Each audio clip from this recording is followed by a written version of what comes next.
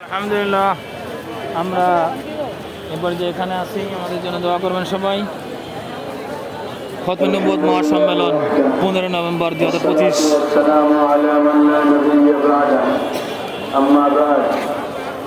সময় খুবই সংক্ষেপ। স্টেজ বিশ্ববরেণ্য দেশীয় এবং আন্তর্জাতিক উলামায়ে কেরামে স্টেজ কানায় কানায়।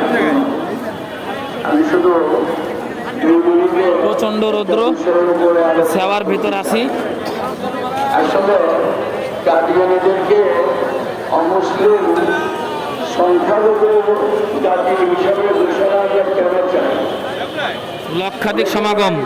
আরো অনেক সংখ্যা আছে, অনেক দল আছে, অনেক মত আছে, হানাফি, মালিকি, শাফি, হাম্বলি আছে।